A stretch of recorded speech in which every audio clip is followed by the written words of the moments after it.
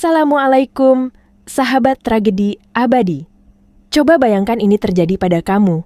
Kamu masih muda, baru 28 tahun, hidup pas-pasan, setiap rupiah kamu hitung sampai detik terakhir sebelum gajian. Tapi suatu hari, di depan mata kamu, ada seorang kakek miskin yang butuh obat jantung untuk bertahan hidup. Dan uangnya bahkan tidak sampai 1/6 dari harga obat itu. Di saat seperti itu, kamu punya dua pilihan. Menjadi karyawan baik yang patuh aturan, tersenyum sopan, lalu membiarkan kakek itu pulang tanpa obat. Atau menjadi manusia yang mengikuti suara hati, walau risikonya satu, karirmu tamat, dan Dimas Prasetyo memilih menjadi manusia. Dia rela menghabiskan tabungannya, menutup kekurangan jutaan rupiah untuk orang asing yang baru ia temui. Hanya karena ia tidak sanggup melihat seorang tua pulang membawa putus asa. Tapi, keputusan itu justru membuatnya dipecat dengan tidak hormat oleh atasan yang kejam. Dalam satu hari, hidupnya seperti runtuh. Dan ketika semuanya terlihat gelap, ternyata kakek miskin itu menyimpan identitas yang sama sekali tak masuk akal.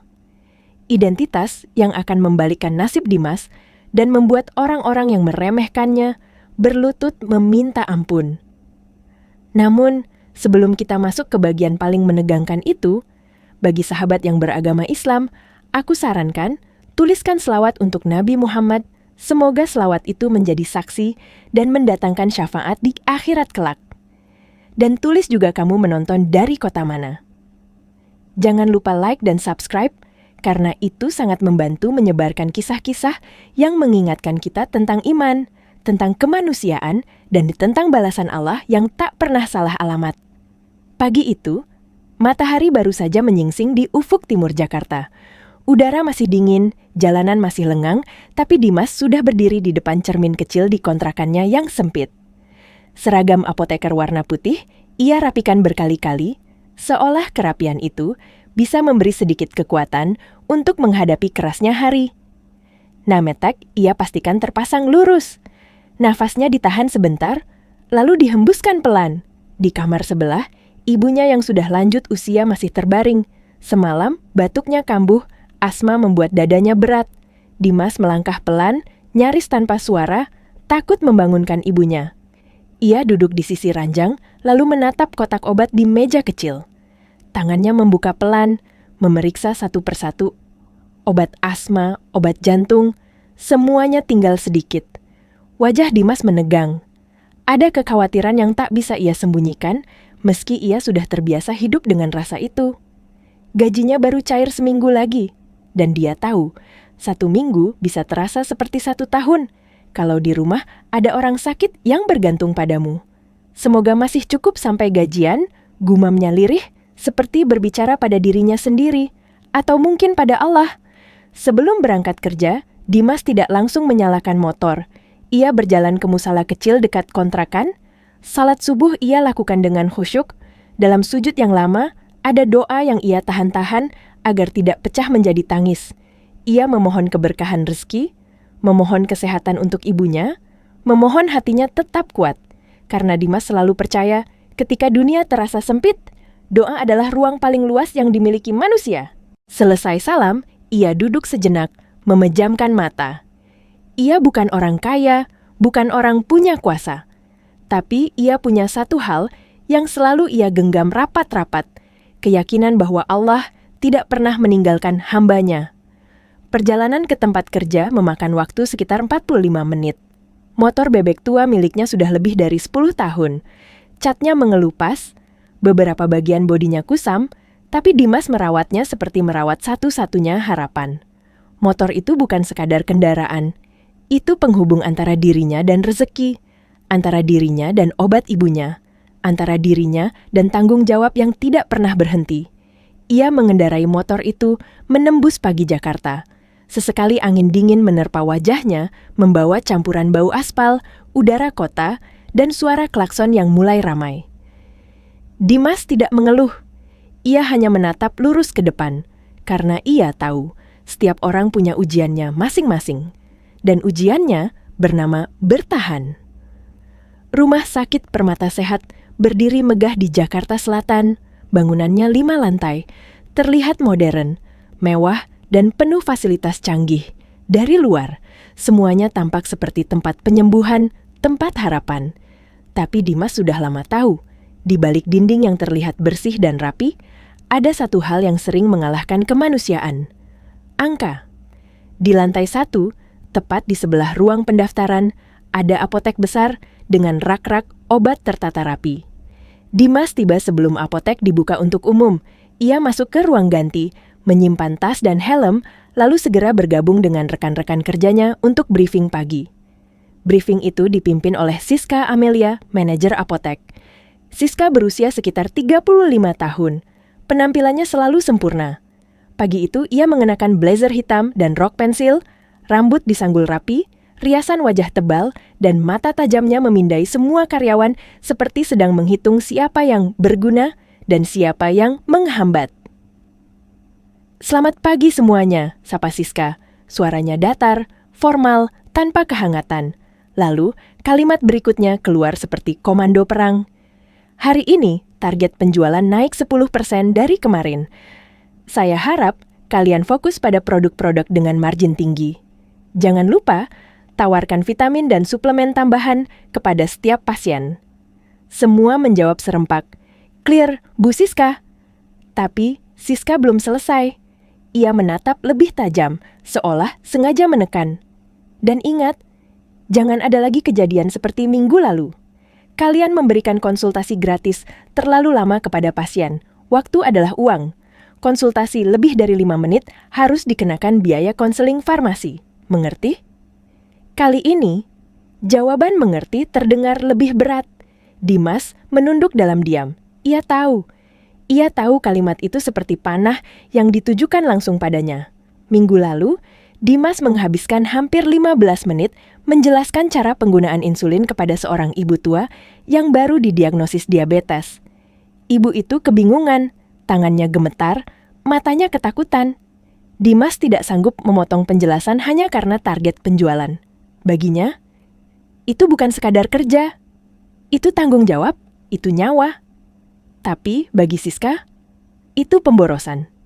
Briefing selesai, semua karyawan berpencar ke posisi masing-masing. Dimas mengambil tempat di counter penerimaan resep, bagian yang paling sering bertemu pasien. Disitulah Dimas merasa paling hidup sebagai apoteker.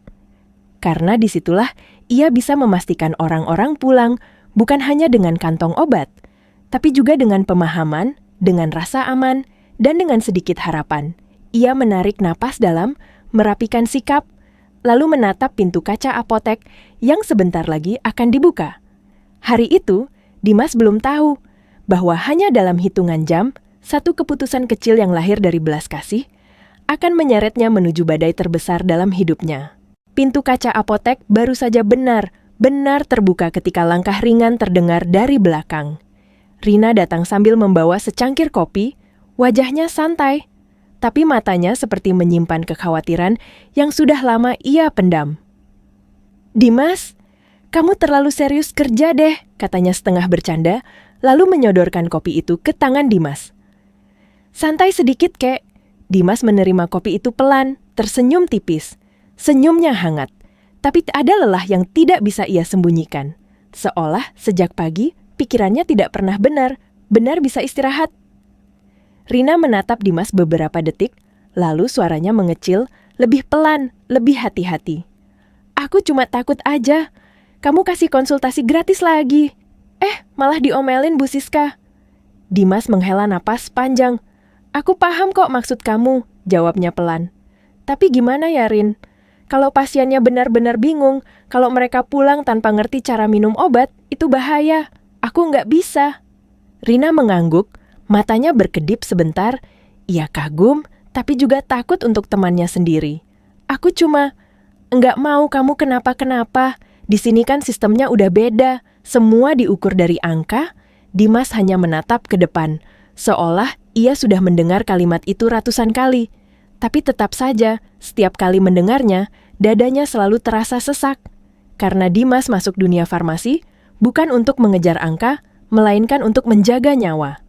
Hari mulai ramai. Antrian mengular.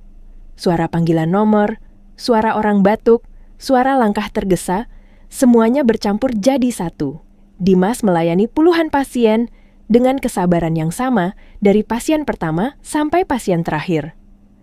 Ada yang hanya membeli obat bebas, ada yang menebus resep dokter, ada yang bertanya macam-macam, ada pula yang marah karena merasa menunggu terlalu lama.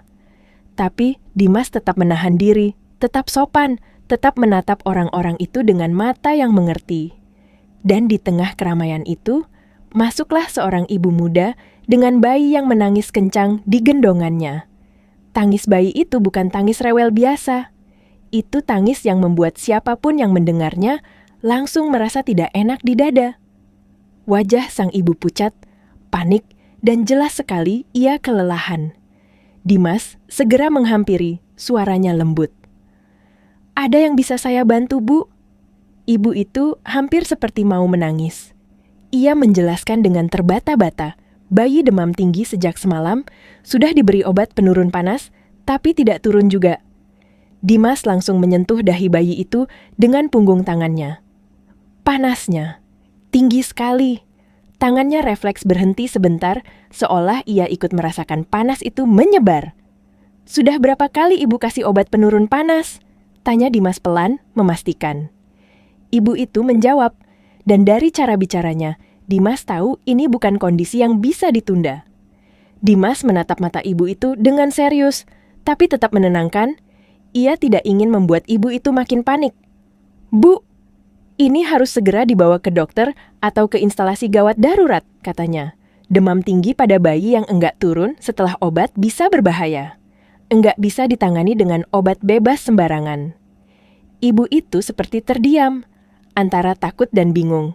Dimas tidak membiarkan ia tenggelam dalam kebingungan. "Ibu tunggu sebentar ya." Dimas segera koordinasi dengan dokter jaga. Beberapa menit kemudian, ia kembali menghampiri. "Ibu, saya sudah koordinasi dengan dokter jaga. Ibu bisa langsung ke unit gawat darurat di lantai 2. Dokternya sudah siap periksa." Ibu itu mengucap terima kasih berkali-kali, lalu pergi dengan langkah cepat, memeluk bayinya lebih erat, seperti takut ia kehilangan sesuatu yang paling berharga di dunia. Begitu ibu itu menghilang di lorong, Rina datang lagi, wajahnya cemas. "Dimas, kamu tahu kan Bu Siska nggak suka kalau kita ngarahin pasien langsung ke IGD tanpa proses di apotek dulu." Dimas menatap Rina, lalu menjawab tanpa ragu, suaranya tetap lembut tapi tegas. "Kalau soal bayi, Rin, aku nggak peduli dia suka atau enggak, yang penting nyawa anak itu." Rina hanya bisa menggeleng pelan, tersenyum tipis. Ia kagum. Tapi di hati kecilnya, ia juga seperti melihat bayangan masalah besar yang pelan-pelan sedang mendekat. Menjelang siang, Dimas makan siang sederhana. Ia membeli nasi serbu-rubu, lalu makan di musala sambil membaca berita di ponselnya. Berita tentang kenaikan harga obat, tentang biaya kesehatan yang makin mahal, tentang orang-orang kecil yang semakin sulit bertahan. Dimas menatap layar itu lama, lalu menelan ludah. Ia seperti melihat wajah ibunya, melihat kotak obat di rumah, melihat saldo rekeningnya yang tinggal sedikit, lalu napasnya keluar panjang. Sore itu, apotek seharusnya tutup pukul 6. Tapi seperti biasa, pasien masih berdatangan, seakan sakit tidak pernah mengenal jam pulang kantor. Di tengah kesibukan itu, ponsel Dimas bergetar. Nama ibu muncul di layar. Dimas mengangkat cepat. "Halo Bu, ada apa?" Suara ibunya terdengar pelan dan hati-hati, seperti tidak mau merepotkan. "Dimas, maaf ganggu kamu kerja. Ibu cuma mau tanya, obat jantung ibu tinggal 2 butir. Dimas menutup mata sebentar, menahan rasa bersalah yang langsung menghantam dadanya. Ia tahu obat itu tidak boleh putus, dan ia tahu harganya tidak kecil. "Iya Bu," jawab Dimas lembut. "Besok Dimas belikan. Ibu jangan khawatir ya, istirahat." Ibunya sempat ragu, lalu bertanya pelan tentang uang. Dimas menenangkan lagi, suaranya lebih hangat. "Enggak usah dipikirin, Bu. Mengurus ibu bukan beban, tapi berkah. Ibu itu anugerah terbesar dalam hidup Dimas." Ibunya terdiam, lalu suaranya seperti bergetar. Dimas buru-buru mengakhiri dengan lembut, "Sudah ya, Bu. Nanti Dimas telepon lagi." Setelah menutup telepon, Dimas menatap antrian pasien yang masih panjang. Ia menghela napas dalam, lalu memaksa dirinya tersenyum lagi. Karena baginya, senyum itu bukan sekadar sopan santun. Itu cara dia menahan dunia agar tidak runtuh di depan orang lain. Dan tepat ketika hari mulai terasa makin berat, ketika tenaga Dimas sudah hampir habis, pintu kaca apotek terbuka pelan. Masuklah seorang kakek tua dengan penampilan yang sangat memprihatinkan. Pakaiannya lusuh, tubuhnya membungkuk, langkahnya tertatih. Rambut putihnya berantakan, wajahnya penuh kerutan dalam, seperti hidup sudah terlalu sering menamparnya tanpa ampun. Tapi ada sesuatu di matanya, sesuatu yang membuat Dimas tidak bisa sekadar melihatnya sebagai pasien biasa. Ada ketenangan yang aneh, ada kedalaman yang tidak bisa dijelaskan. Kakek itu berjalan pelan menuju counter tempat Dimas berdiri. Dimas segera menyambut, bahkan sebelum kakek itu bicara. "Pak, silakan duduk dulu. Ada yang bisa saya bantu?" Kakek itu duduk dengan susah payah, lalu mengeluarkan selembar resep yang terlihat seperti sudah diremas-remas karena disimpan di saku yang sempit. Dimas menerima resep itu, membaca satu persatu. Obat untuk jantung koroner, beberapa jenis, dan semuanya tidak murah. Dimas bertanya pelan, memastikan kakek itu paham kondisi kesehatannya. Kakek itu hanya mengangguk dan menjawab dengan suara serak, mengatakan dokter menyuruhnya rutin minum obat agar tidak terkena serangan jantung. Dimas menyiapkan obat dengan teliti. Ia menuliskan jadwal minum dengan detail. Ia memberi label yang jelas, karena ia tahu orang tua sering lupa, sering bingung, dan satu kesalahan kecil bisa jadi bencana. Setelah semuanya rapi, Dimas kembali ke counter dan memanggil kakek itu. Kakek itu berdiri, berjalan pelan menghampiri. Dimas menatapnya dengan senyum menenangkan, lalu menyebutkan total biayanya dengan suara yang tetap sopan, tetap profesional, meski di dalam hatinya ia sendiri ikut berat. "Pak, total biaya untuk semua obat ini adalah 3.000 dah sudah 10.000, Pak." Kakek itu membeku. Tangannya gemetar saat ia merogoh kantong, lalu mengeluarkan dompet kain lusuh yang sudah sobek di beberapa bagian. Dengan jari-jari yang bergetar, ia mulai menghitung uangnya satu persatu, seperti orang yang sedang menghitung harapan terakhirnya. Lalu kepalanya menunduk dalam. Suaranya pecah. "Nak, ini uang saya cuma ada 450.000. Kakek itu masih menunduk, seakan malu, karena uang di tangannya terasa seperti tak ada artinya dibanding angka yang baru saja Dimas sebutkan. Jemarinya gemetar saat merapikan lembaran uang yang kusut, lalu ia menatap Dimas dengan mata yang memohon, bukan memaksa. "Maafkan saya, Nak." Suaranya serak, nyaris patah. "Saya kira harganya tidak semahal ini." Dimas menelan ludah. Ada rasa sakit yang aneh di dadanya karena ia tahu kakek itu bukan tidak mau bayar. Ia benar-benar tidak mampu. "Bapak tinggal di mana?" tanya Dimas lembut, masih berusaha mencari jalan. "Ada keluarga yang bisa dihubungi." "Anak saudara siapapun." Kakek itu menggeleng pelan. Air matanya mulai menggenang, lalu jatuh satu-satu tanpa bisa ditahan. Ia bercerita lirih bahwa ia tinggal sendiri di gubuk pinggir kampung daerah Ciputat. Anak-anaknya sudah punya kehidupan sendiri, dan ia tidak ingin menjadi beban. Uang yang ia bawa hari itu, katanya ia kumpulkan dari jual ayam-ayam peliharaannya. Ia benar-benar mengira itu sudah cukup, tapi ternyata tidak. Dimas memejamkan mata sebentar. Di kepalanya langsung muncul bayangan ibunya di rumah, kotak obat yang tinggal sedikit, napas yang sering tersengal, dan kalimat yang selalu membuat Dimas lemah. "Ibu cuma punya kamu, Mas."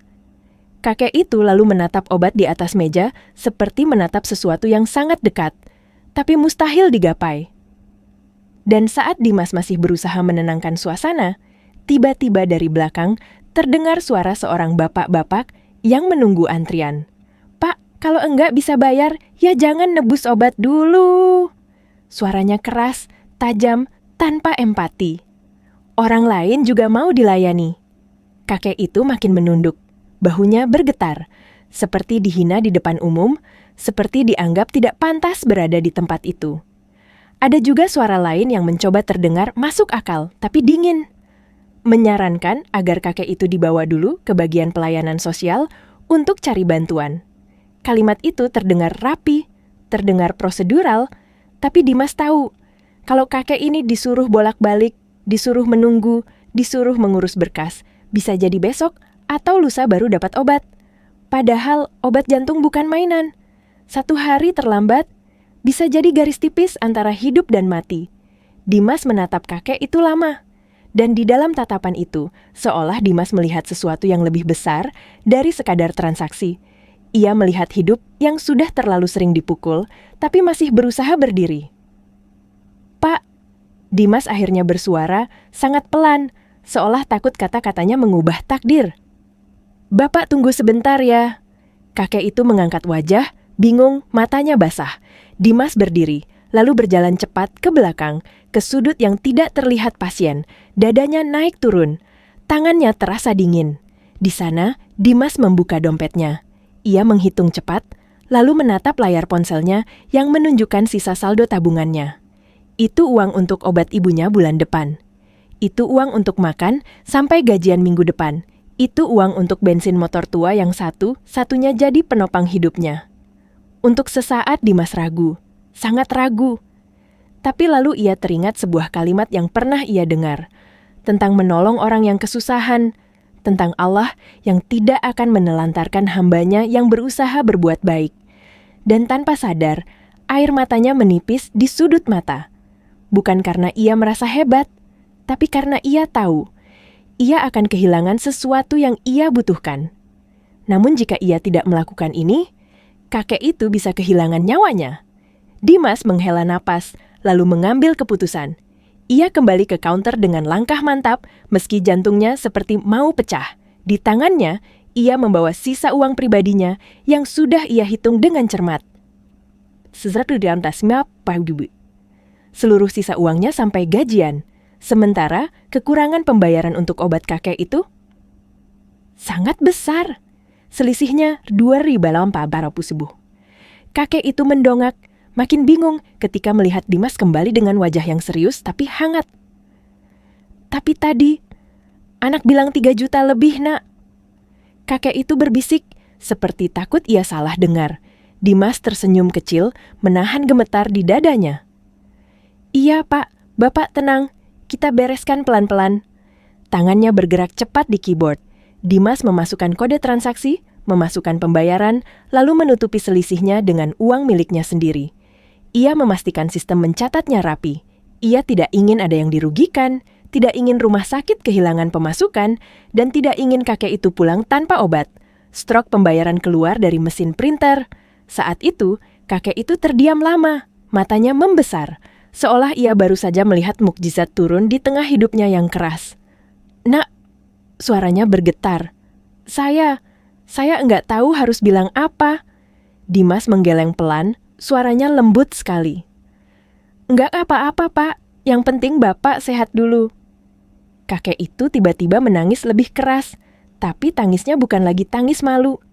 Itu tangis lega. Tangis orang yang sudah hampir menyerah, lalu mendadak diberi alasan untuk bertahan. Dimas lalu mulai menjelaskan cara minum obat dengan detail.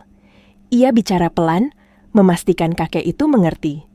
Ia menuliskan jadwalnya di kertas, supaya kakek itu tidak lupa. Ia mengingatkan dengan serius. Kalau ada efek samping seperti pusing, mual, atau sesak napas, jangan ditunda, harus segera ke rumah sakit. Kakek itu mengangguk berkali-kali sambil memegang kertas.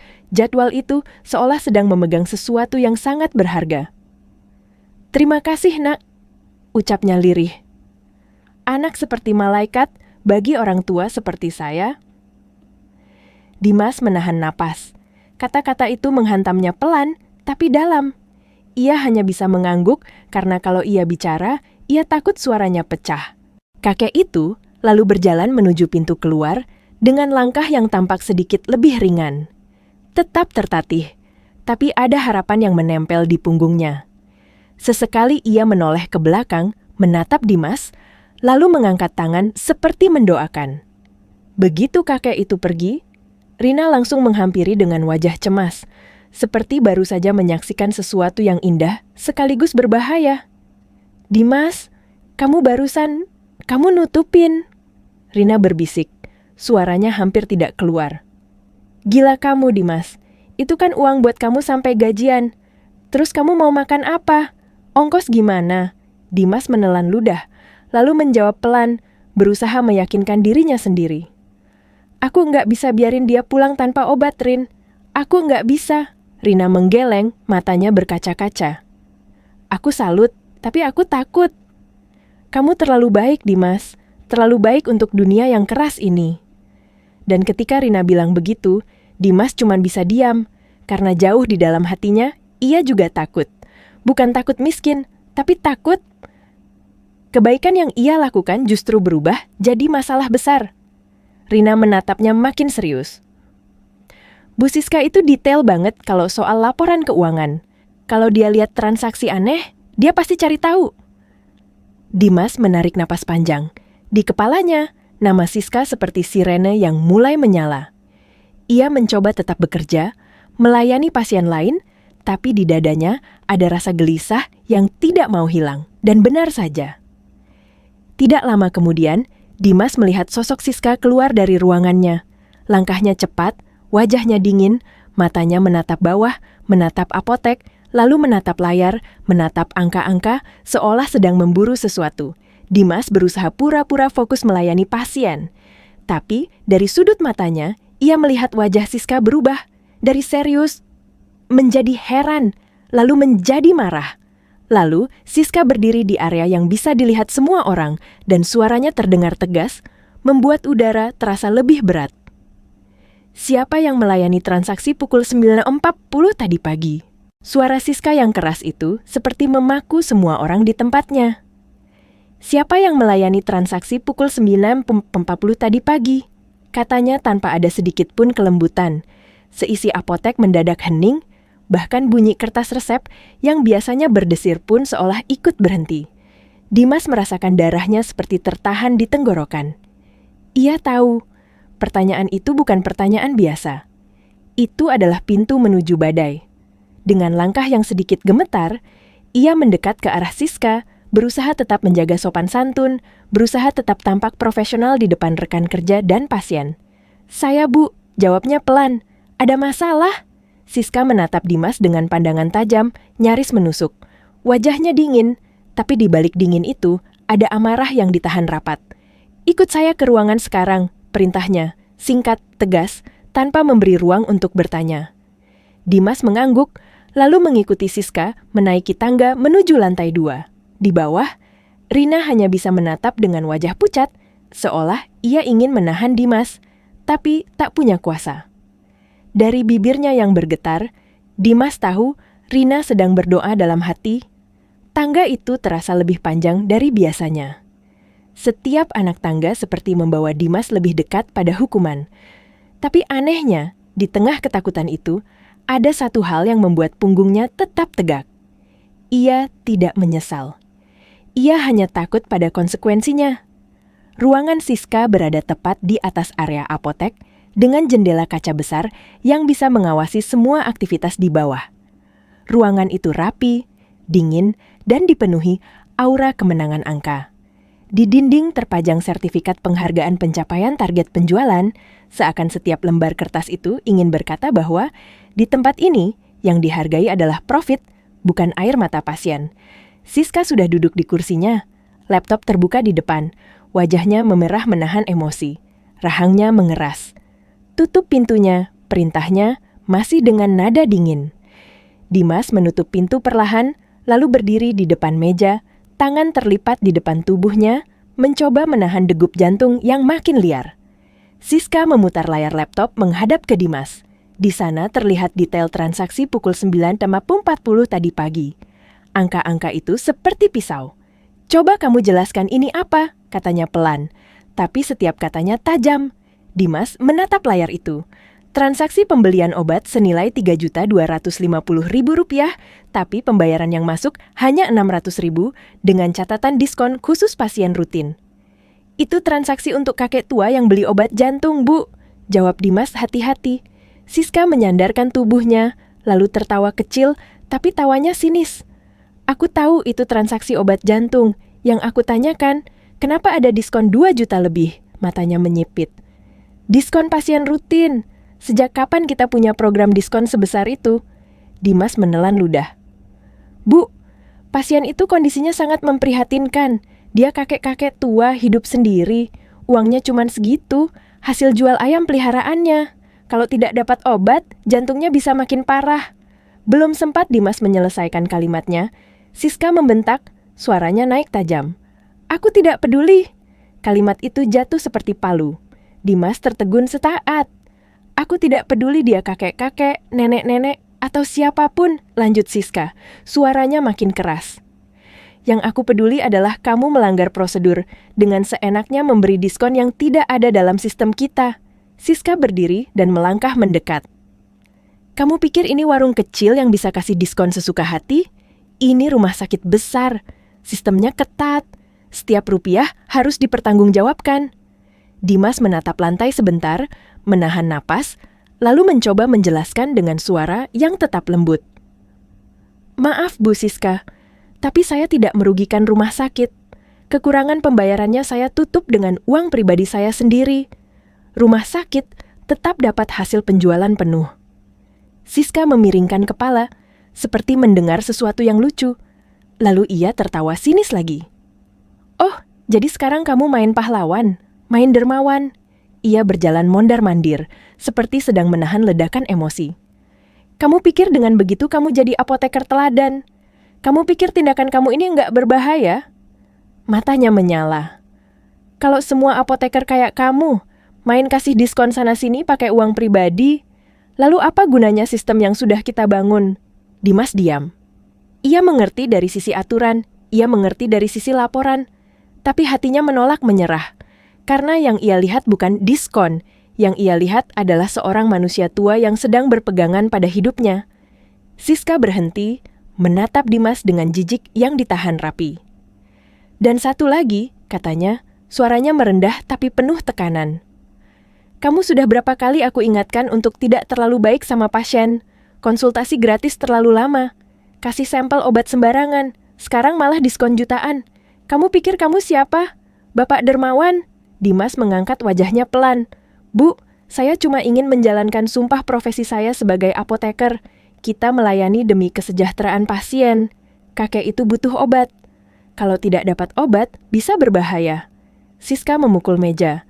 Suaranya menggelegar di ruangan itu. Cukup, aku sudah muak dengan idealisme kamu. Nafasnya berat.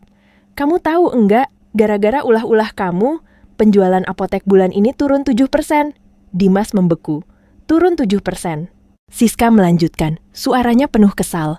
Pasien-pasien itu cerita satu sama lain. Mereka bilang di apotek ini ada apoteker baik yang suka kasih konsultasi gratis, suka kasih sampel obat, bahkan mau kasih diskon.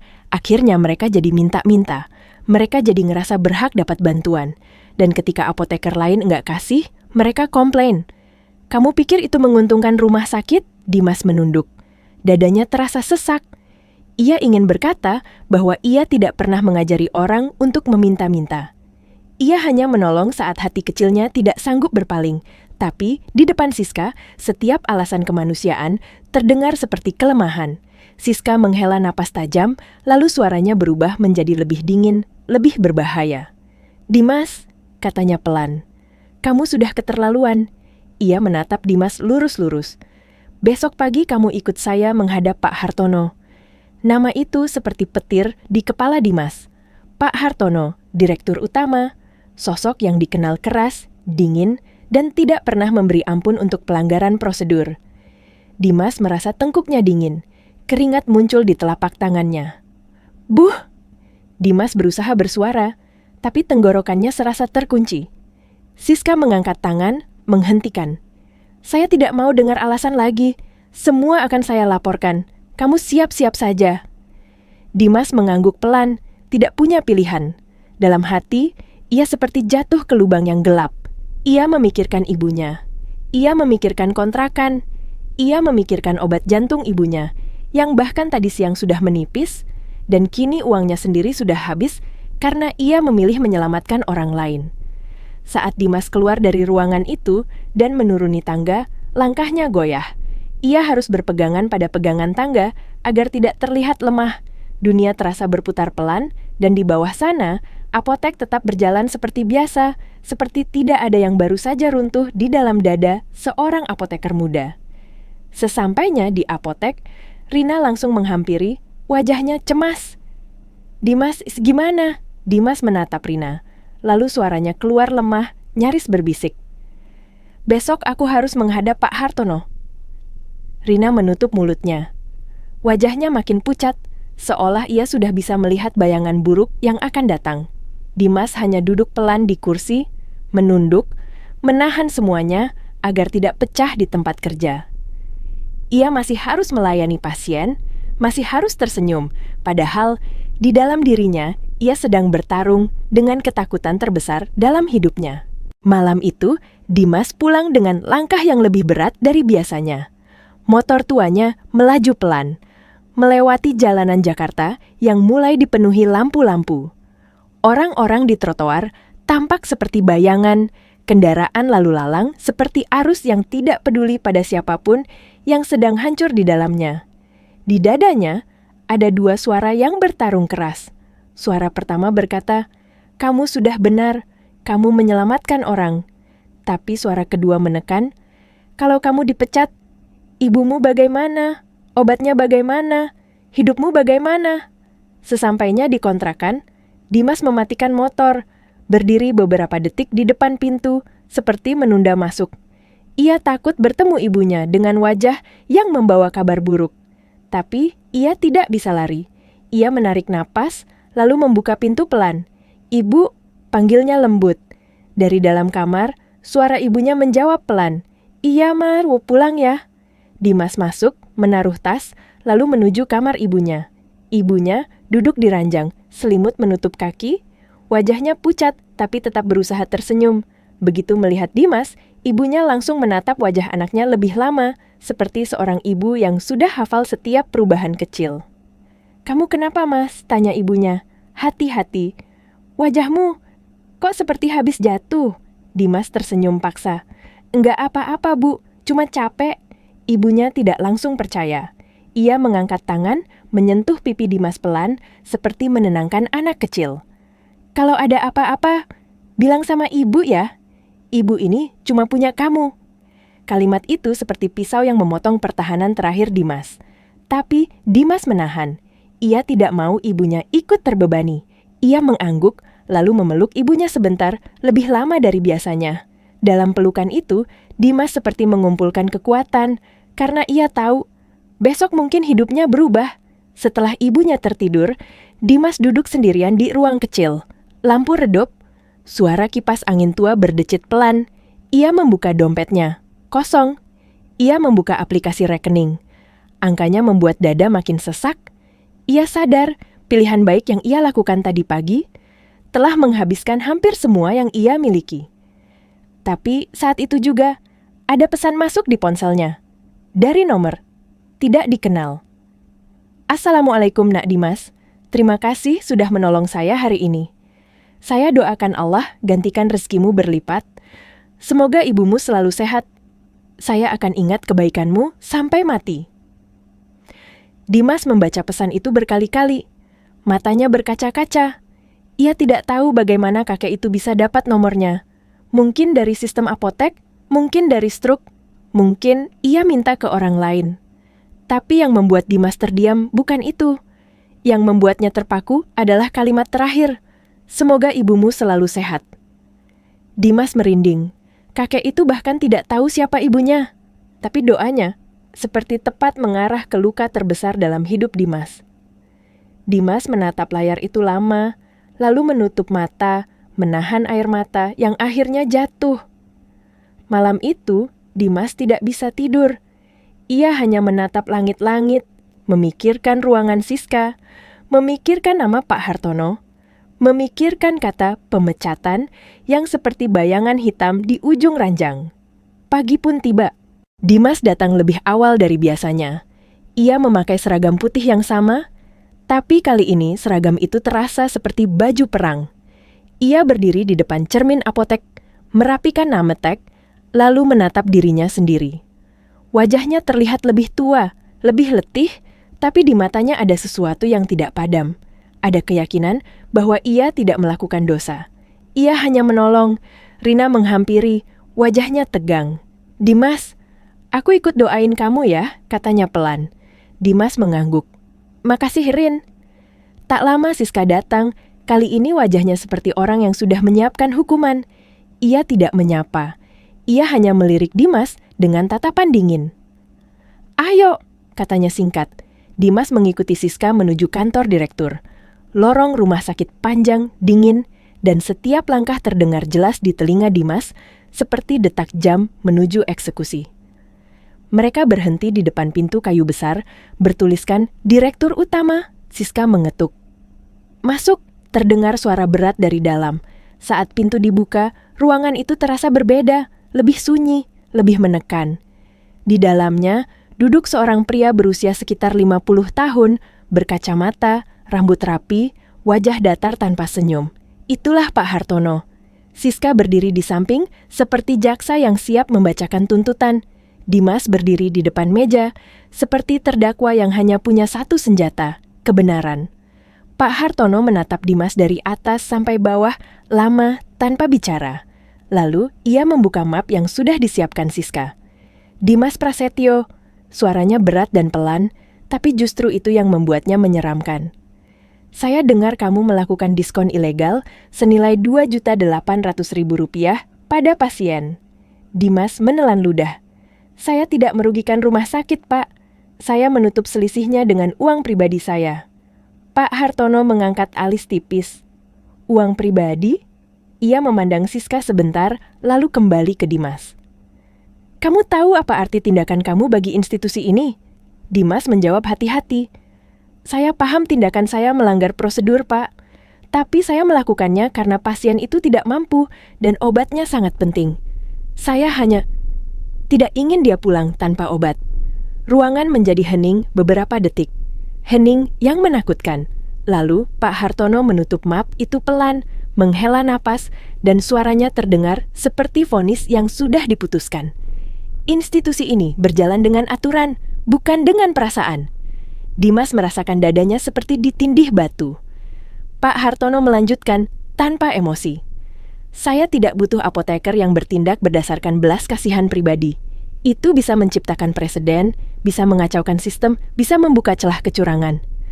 Siska berdiri dengan wajah puas, seolah inilah kemenangan yang ia tunggu. Dimas mencoba bicara lagi, suaranya mulai bergetar. "Pak, kalau saya biarkan dia pulang tanpa obat, bisa jadi dia terkena serangan jantung." Pak Hartono menatap Dimas tajam. "Itu bukan urusanmu. Tugasmu adalah mengikuti sistem." Kalimat itu menampar Dimas lebih keras daripada bentakan. Karena Dimas sadar, di tempat ini, nyawa bisa kalah oleh aturan, dan kemanusiaan bisa dianggap sebagai kesalahan. Pak Hartono mengambil pena, lalu menandatangani sesuatu di atas meja. Bunyi pena menyentuh kertas terdengar jelas, seperti palu hakim. "Mulai hari ini," kata Pak Hartono tanpa menatap Dimas, "kamu dinonaktifkan dari tugas. Seragam, kartu akses, dan semua inventaris perusahaan kamu serahkan ke HR. Saya tidak mau ada pelanggaran lagi." Dimas membeku. Nafasnya tertahan. Dunia seperti berhenti bergerak. Siska menambahkan dengan suara dingin, "Kamu diberhentikan, Dimas. Ini konsekuensi dari tindakanmu." Dimas menatap mereka berdua, lalu menunduk pelan. Dalam dirinya, ada tangis yang ingin keluar. Tapi ia menahan. Ia tidak mau memberi mereka kepuasan melihatnya runtuh. Ia hanya berkata, sangat pelan, "Baik, Pak." Lalu ia berbalik dan melangkah keluar. Di lorong rumah sakit, langkah Dimas terasa kosong, seolah setiap langkahnya kehilangan arah. Ia baru saja kehilangan pekerjaan, dan sekarang yang muncul di kepalanya bukan dirinya, tapi wajah ibunya yang menunggu obat di rumah. Dan tepat saat Dimas berjalan menuju HR, ponselnya bergetar. Nomor tidak dikenal. Dimas mengangkat dengan tangan yang masih gemetar. Di seberang, terdengar suara pria yang tenang, dalam, dan sopan. "Selamat pagi. Apakah ini benar dengan saudara Dimas Prasetyo, apoteker di Rumah Sakit Permata Sehat?" Dimas berhenti melangkah. Lorong rumah sakit terasa semakin panjang dan dingin ketika suara di seberang telepon itu masuk ke telinganya. Suaranya tenang, terkontrol, dan entah kenapa, terasa sangat berbeda dari suara orang-orang yang biasanya menghubunginya. "Iya, saya Dimas," jawabnya pelan, berusaha menahan getaran di suaranya. "Ada apa ya, Pak?" Di seberang, pria itu terdiam sebentar, seolah memastikan sesuatu. Lalu ia berbicara lagi dengan nada yang tetap sopan, bahkan hangat. "Perkenalkan, nama saya Adrian. Saya asisten pribadi Bapak Surya Wijaya." Nama itu membuat Dimas mengernyit. Ia merasa asing, tapi juga merasa ada sesuatu yang berat di baliknya. "Bapak Surya Wijaya ingin berbicara langsung dengan Anda," lanjut pria itu. "Apakah sekarang Anda punya waktu?" Dimas menelan ludah. Ia baru saja dipecat. Ia sedang menuju HR untuk menyerahkan kartu akses. Di kepalanya tidak ada ruang untuk kejutan lain. Tapi entah kenapa, hatinya mendorongnya untuk menjawab jujur. "Saya baru saja dinonaktifkan dari pekerjaan saya, Pak," katanya lirih. "Tapi kalau memang penting saya bisa bicara." Di seberang tidak ada suara kaget. Tidak ada tanya balik. Hanya jawaban yang tenang. "Kami tahu. Justru karena itu, Bapak ingin berbicara dengan Anda sekarang." Jantung Dimas berdetak lebih keras. "Baik, Pak," jawabnya akhirnya. "Silakan masuk ke ruang tunggu VIP lantai 3, kata Adrian. "Ada staf kami yang akan menjemput Anda." Telepon ditutup, Dimas menatap ponselnya lama. Otaknya penuh tanda tanya. Dari mana mereka tahu namanya? Dari mana mereka tahu ia baru saja dipecat? Dan yang paling membuatnya bingung, siapa sebenarnya Bapak Surya Wijaya? Dengan langkah ragu, Dimas membatalkan arah ke HR dan berbalik menuju lift. Setiap detik di dalam lift terasa aneh. Campuran antara cemas, bingung, dan harapan kecil yang tidak berani ia beri nama. Lift berhenti di lantai 3. Begitu pintu terbuka, Dimas langsung merasakan perbedaan suasana. Lorong lantai 3 jauh lebih sepi, lebih bersih, lebih tenang. Seorang staf berpakaian rapi sudah menunggunya, lalu mempersilakan Dimas masuk ke sebuah ruang tunggu eksklusif. Ruangannya luas, berpendingin sejuk, dengan sofa empuk dan jendela besar yang menghadap ke taman dalam rumah sakit. Dimas duduk perlahan, tangannya diletakkan di lutut. Punggungnya tegak meski hatinya bergetar. Tidak lama kemudian, pintu terbuka. Masuklah seorang pria berusia sekitar 60 tahun. Rambutnya memutih rapi, pakaiannya sederhana tapi jelas mahal. Langkahnya pelan tapi berwibawa. Wajahnya tenang, sorot matanya dalam. Seperti orang yang sudah melewati terlalu banyak hal dalam hidup. Begitu melihat wajah itu, dada Dimas langsung seperti dihantam sesuatu. Itu dia. Kakek yang kemarin berdiri di depan kaunter apotek dengan pakaian lusuh dan dompet kain sobek itu, kini berdiri di hadapannya dengan penampilan yang sama sekali berbeda, bersih, rapi, berwibawa. Dimas spontan berdiri. "Pak," pria itu tersenyum tipis, senyum yang sama, senyum yang kemarin penuh syukur, hari ini penuh makna. "Silakan duduk, Nak Dimas," katanya lembut. "Maaf kalau saya membuatmu bingung." Dimas duduk perlahan, jantungnya berdebar tidak karuan. Bapak yang kemarin?" "Iya," pria itu mengangguk pelan. "Saya orang yang kemarin datang dengan pakaian lusuh dan uang tidak cukup." Dimas tercekat. "Jadi, Bapak sebenarnya?" Pria itu menarik napas pelan. "Nama saya Surya Wijaya," katanya tenang. "Saya pemilik grup Wijaya Sejahtera. Rumah sakit ini, salah satu cabangnya." Dimas membeku. Grup Wijaya Sejahtera. Nama itu bukan nama kecil. Itu perusahaan besar, rumah sakit, pabrik obat, klinik, semua di bawah satu payung. Tangan Dimas terasa dingin. "Saya datang ke apotek kemarin bukan untuk menguji," lanjut Pak Surya pelan. "Saya datang karena memang saya butuh obat. Tapi saya juga ingin melihat apakah di institusi yang saya bangun dengan susah payah ini masih ada manusia yang melihat pasien sebagai manusia, bukan sebagai angka." Dimas menunduk. Nafasnya terasa berat. "Saya tidak tahu, Pak.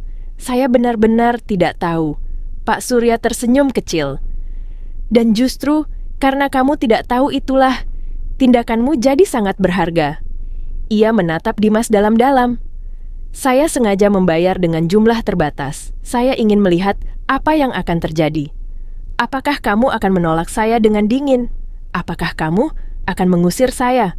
Atau apakah kamu akan melakukan apa yang kamu lakukan kemarin? Dimas menelan ludah. Saya hanya tidak ingin Bapak pulang tanpa obat. Pak Surya mengangguk. Dan karena itu, pagi ini saya menerima laporan bahwa seorang apoteker muda dipecat karena melanggar prosedur demi menolong orang tua miskin. Nada suara Pak Surya tetap tenang, tapi ada kemarahan yang tertahan di baliknya. Itu membuat saya sangat kecewa. Dimas mengangkat wajahnya perlahan. Saya membangun rumah sakit bukan hanya untuk mencari untung, lanjut Pak Surya. Saya membangunnya untuk menyelamatkan nyawa. Dan kalau sistem kita justru menghukum orang baik, maka sistem itulah yang salah. Dimas tidak sanggup berkata apa-apa. Matanya mulai berkaca-kaca. Pak Surya tersenyum lembut. Nak Dimas, kamu sudah kehilangan pekerjaanmu pagi ini. Dimas mengangguk pelan. Tapi Pak Surya melanjutkan, suaranya lebih tegas. Kamu akan mendapatkan sesuatu yang jauh lebih besar jika kamu mau. Dimas menahan napas. Apa itu, Pak? Pak Surya menatapnya lurus. Saya ingin kamu membantu saya memperbaiki sistem ini. Ruangan menjadi sunyi. Saya ingin kamu kembali bekerja, kata Pak Surya pelan. Bukan sebagai apoteker biasa, tapi sebagai kepala pengembangan layanan kemanusiaan farmasi di seluruh jaringan rumah sakit saya. Dimas terbelalak. Kamu akan saya beri wewenang, lanjut Pak Surya, untuk membuat standar baru. Standar yang tetap profesional, tetap terukur, tapi tidak membunuh nurani. Dimas tidak percaya apa yang ia dengar. Nafasnya tersengal. Air matanya akhirnya jatuh. Tapi sebelum itu, Pak Surya menambahkan dengan senyum tipis, ada satu hal lagi yang harus kamu lihat. Ia memberi isyarat pada asistennya. Pintu ruangan terbuka lagi, dan masuklah dua orang yang sangat dikenal oleh Dimas, Bu Siska dan Pak Hartono. Wajah mereka pucat. Langkah Bu Siska dan Pak Hartono terhenti tepat di depan pintu. Keduanya berdiri kaku seperti dua orang yang tiba-tiba menyadari bahwa dunia yang mereka anggap aman ternyata sedang runtuh di bawah kaki mereka sendiri. Wajah Bu Siska pucat, bibirnya kering. Tidak ada lagi ekspresi dingin penuh kuasa seperti biasanya. Matanya bergerak cepat, dari Dimas, lalu ke Pak Surya. Dan saat pandangannya bertemu dengan wajah pria tua itu, tubuhnya sedikit bergetar. Pak Hartono lebih berusaha menahan diri. Punggungnya tegak, tangannya terlipat rapi di depan. Tapi dari keringat di pelipisnya, jelas terlihat bahwa ia tidak setenang yang ia tunjukkan. Pak Surya berdiri pelan dari kursinya. Aura wibawanya langsung memenuhi ruangan, membuat udara terasa berat. Silakan duduk, katanya singkat. Siska dan Hartono saling pandang sebentar, lalu duduk di sofa seberang Dimas. Jarak di antara mereka terasa seperti jurang. Tidak ada yang berani bicara. Pak Surya menatap mereka satu persatu. Lama, seolah ingin menembus lapisan topeng profesional yang selama ini mereka pakai. Saya ingin bertanya, kata Pak Surya akhirnya. Suaranya tenang tapi menekan. Apa yang kalian pahami tentang tujuan rumah sakit ini? Pak Hartono menjawab cepat, seperti orang yang sudah hafal pidato. Tujuan utama rumah sakit adalah memberikan layanan kesehatan yang optimal dengan efisiensi dan keberlanjutan finansial, Pak. Pak Surya mengangguk pelan. Dan kamu, Bu Siska? Siska menelan ludah. Sama, Pak. Kami berusaha menjaga performa penjualan agar operasional rumah sakit tetap berjalan. Pak Surya tersenyum tipis. Jawaban yang sangat rapi. Ia lalu berjalan mendekat ke jendela, menatap ke bawah, ke arah apotek di lantai 1. Tapi kemarin, lanjutnya tanpa menoleh, saya berdiri di sana, sebagai seorang pasien tua dengan penyakit jantung, dan yang saya rasakan bukan layanan kesehatan, yang saya rasakan adalah ketakutan. Siska menunduk. Hartono terdiam. Takut pulang tanpa obat, kata Pak Surya pelan. Takut mati sendirian. Pak Surya berbalik, menatap mereka tajam. Tahukah kalian apa yang dilakukan apoteker ini? Ia menunjuk Dimas. Dia tidak bertanya tentang margin. Dia tidak bertanya tentang target. Dia tidak bertanya apakah saya pasien VIP atau bukan. Dia bertanya apakah saya baik-baik saja. Dimas menunduk, hatinya bergetar. Dan karena itu, lanjut Pak Surya, kalian memecatnya. Siska buru-buru bicara, suaranya gugup. Pak Surya, kami hanya menjalankan prosedur. Kalau semua karyawan bertindak di luar aturan. Pak Surya mengangkat tangan, menghentikan. Aturan dibuat untuk melayani manusia. Bukan manusia yang dikorbankan demi aturan. Kalimat itu jatuh seperti palu. Pak Hartono mencoba bicara dengan nada lebih tenang. Pak Surya, sistem ini sudah berjalan lama dan terbukti efisien. Kalau kita longgarkan terlalu jauh, kita bisa rugi besar. Pak Surya mendekat, menatap Hartono tepat di mata. Kamu tahu berapa nilai satu nyawa? Tanyanya pelan. Hartono terdiam. Saya sudah cukup lama hidup di dunia bisnis, lanjut Pak Surya. Saya tahu cara menghitung laba, tapi saya juga tahu ketika bisnis mulai menghitung nyawa sebagai risiko, maka saat itu kita sudah gagal sebagai manusia. Ruangan hening, hanya suara napas pelan yang terdengar. Pak Surya lalu kembali duduk, wajahnya tetap tenang, tapi keputusannya jelas. Bu Siska, katanya pelan. Mulai hari ini, Anda dibebas tugaskan dari posisi manajer apotek. Siska tersentak. Pak, saya... Pak Surya melanjutkan tanpa menoleh. Dan Pak Hartono, sebagai direktur yang membiarkan budaya ini tumbuh, Anda juga saya nonaktifkan sementara untuk audit menyeluruh. Wajah Hartono langsung kehilangan warna. Pak Surya, ini keputusan besar. Yang terlambat, potong Pak Surya singkat. Pak Surya lalu menatap Dimas kembali. Nak Dimas, katanya lebih lembut. Kamu tadi mendengar apa yang saya sampaikan. Saya ingin kamu membantu saya membangun ulang sistem pelayanan ini. Dimas mengangguk perlahan. Air matanya jatuh. Saya siap, Pak. Kalau itu bisa membantu lebih banyak orang. Pak Surya tersenyum hangat. Itu jawaban yang saya harapkan. Ia menoleh ke asistennya. Adrian, siapkan surat pengangkatan sementara untuk Dimas. Efektif hari ini. Adrian mengangguk cepat. Siska dan Hartono duduk terdiam. Dunia yang selama ini mereka kuasai runtuh hanya dalam hitungan menit. Pak Surya berdiri, lalu menghampiri Dimas. Ia menepuk bahu Dimas pelan. Satu hal lagi, katanya lembut. Saya sudah perintahkan bagian keuangan untuk mengganti seluruh uang pribadi yang kamu keluarkan kemarin. Ditambah bonus khusus. Dimas terkejut. Pak, saya tidak melakukannya untuk uang. Pak Surya tersenyum. Saya tahu. Justru karena itu, kamu pantas mendapatkannya. Dimas menunduk dalam, dadanya penuh rasa syukur yang tidak bisa diungkapkan dengan kata-kata. Beberapa hari kemudian, perubahan mulai terasa di Rumah Sakit Permata Sehat. Ada kebijakan baru. Pasien tidak mampu mendapat jalur bantuan cepat. Konsultasi farmasi diperpanjang untuk pasien lansia. Apoteker diberi ruang untuk bertindak dengan empati tanpa takut dihukum selama tetap transparan. Dan di balik semua itu, ada satu nama yang mulai dikenal, bukan karena jabatan, tapi karena ketulusan, Dimas Prasetyo. Tapi kisah ini belum berakhir, karena di satu sore yang tenang, Dimas pulang ke kontrakan membawa sekantong obat baru. Obat jantung terbaik, obat asma terbaik, semuanya gratis. Ia masuk ke kamar ibunya, tersenyum lebar. Bu, obat ibu sudah ada. Ibunya menatap, terkejut, lalu menangis pelan. Mas, kamu dapat dari mana? Dimas memeluk ibunya erat. Allah yang kirim, Bu, lewat jalan yang ibu enggak sangka. Ibunya menangis lebih keras, memeluk anaknya seolah tidak mau melepas. Dan saat itu, Dimas sadar, kebaikan yang ia lakukan kemarin ternyata bukan hanya menyelamatkan satu nyawa, tapi juga mengubah banyak kehidupan. Beberapa minggu berlalu sejak hari yang mengubah hidup Dimas.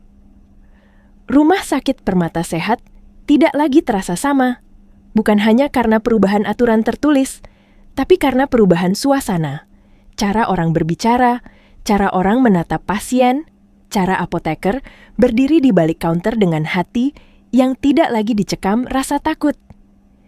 Dimas kini datang bekerja bukan lagi dengan perasaan tertekan, melainkan dengan tanggung jawab yang jauh lebih besar. Setiap pagi sebelum apotek dibuka, ia berdiri di ruang briefing bukan untuk menagih target, tapi untuk mengingatkan satu hal sederhana. Kita bekerja dengan ilmu, katanya dengan suara tenang, tapi kita melayani dengan hati. Kata-kata itu tidak pernah ia tulis di dinding, tidak pernah ia jadikan slogan besar. Tapi perlahan, kata-kata itu hidup di antara rekan-rekan kerjanya. Rina sering melihat Dimas dari jauh, tersenyum kecil. Teman yang dulu ia khawatirkan akan hancur karena terlalu baik, kini berdiri tegak, bukan karena keras, tapi karena benar. Setiap kali mata mereka bertemu, Rina hanya mengangguk. Tidak perlu kata-kata. Mereka sama-sama tahu, hari itu adalah bukti bahwa kebaikan tidak selalu kalah. Suatu siang, Dimas menerima laporan dari salah satu apotek cabang. Ada pasien lansia yang hampir menolak ditebuskan obatnya karena uang tidak cukup. Dimas tidak marah. Ia tidak membentak. Ia hanya berkata pelan lewat telepon, "Tolong layani dulu, pastikan pasiennya aman, administrasi menyusul." Setelah telepon ditutup, Dimas terdiam sejenak. Ia teringat hari ketika dirinya berdiri sendirian di depan sistem yang kaku. Dan kini, ia berada di posisi yang bisa memastikan tidak ada lagi orang yang harus memilih antara aturan dan nyawa.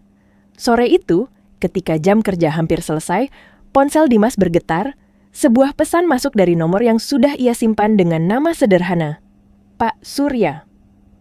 "Bagaimana harimu, Nak Dimas?" Dimas tersenyum kecil sebelum membalas. "Alhamdulillah, Pak. Hari ini ada 3 pasien lansia yang terbantu." Balasan datang cepat. Itu jauh lebih berharga daripada laporan laba. Dimas menatap layar itu lama. Ia tahu, pria tua itu tidak sedang memuji.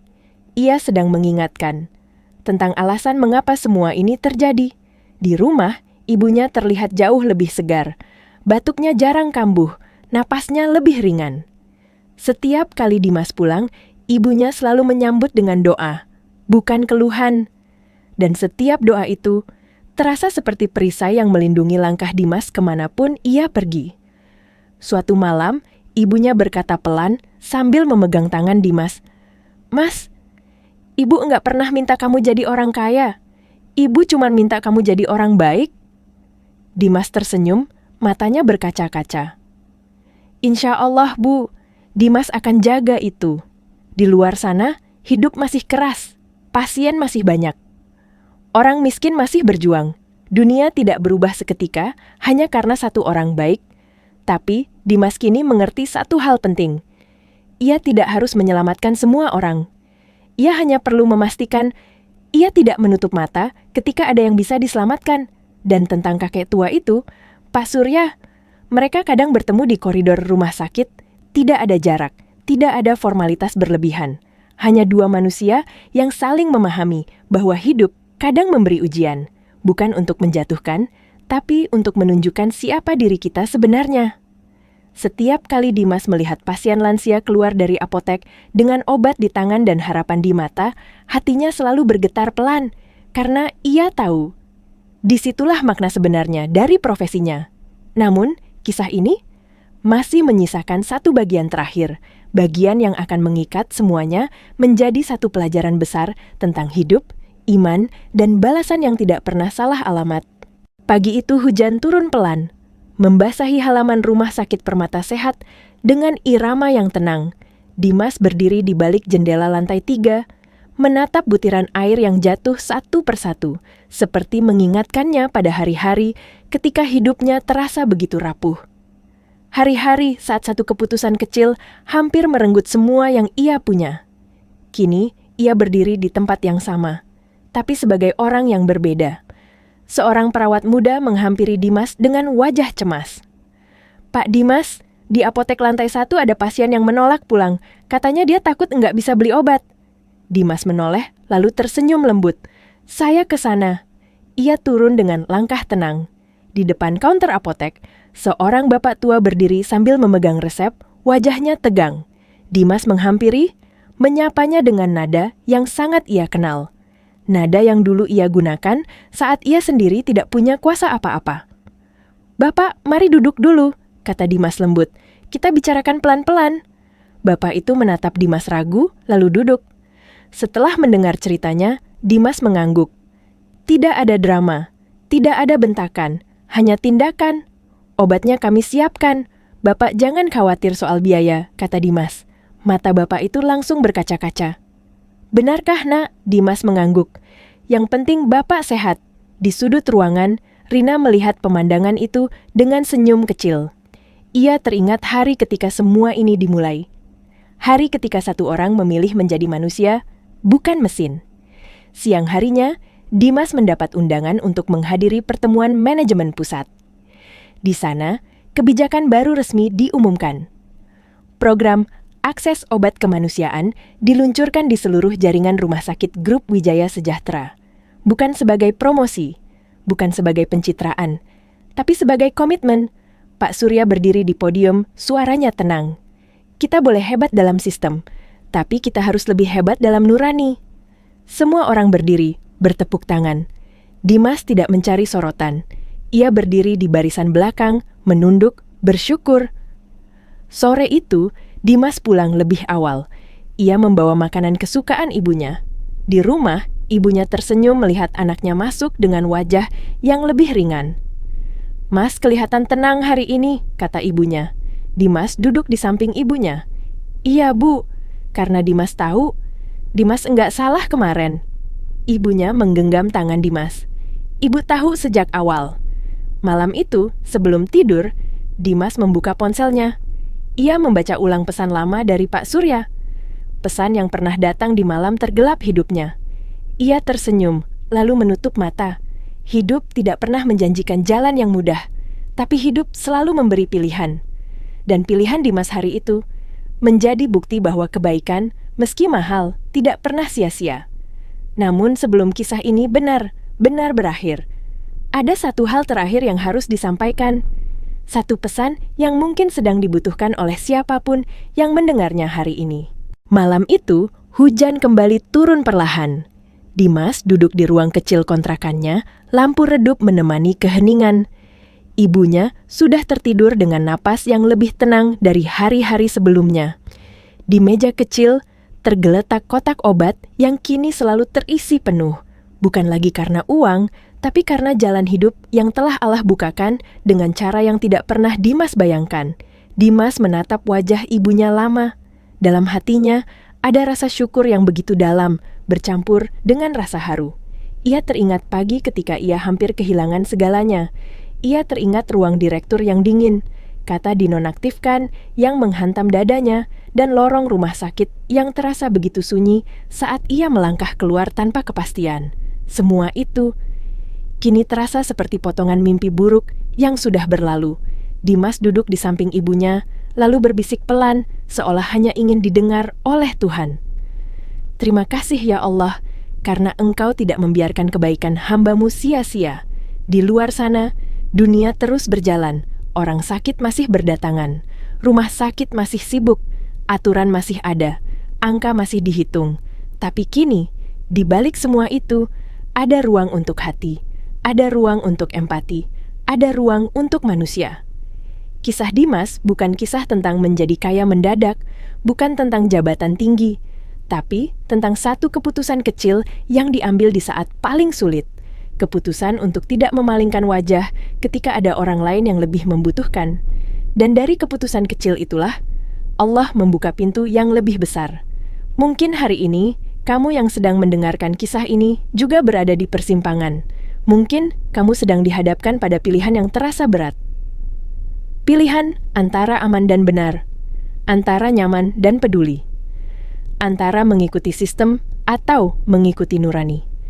Ingatlah satu hal, kebaikan memang tidak selalu dibalas dengan cepat, kadang malah dibalas dengan cobaan.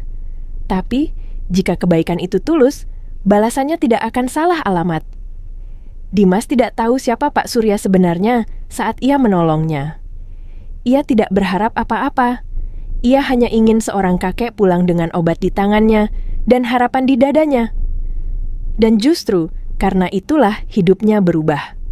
Jika kamu pernah merasa kebaikanmu tidak dihargai, mungkin bukan tidak dihargai, mungkin hanya sedang disiapkan balasan yang lebih besar. Terima kasih sudah menyimak kisah ini sampai akhir. Jika kisah ini menyentuh hatimu, jangan ragu untuk membagikannya. Karena siapa tahu, satu cerita sederhana bisa menjadi cahaya bagi orang lain yang sedang berjalan dalam gelap. Dan semoga ketika giliran kita diuji, kita semua diberi kekuatan untuk memilih menjadi manusia.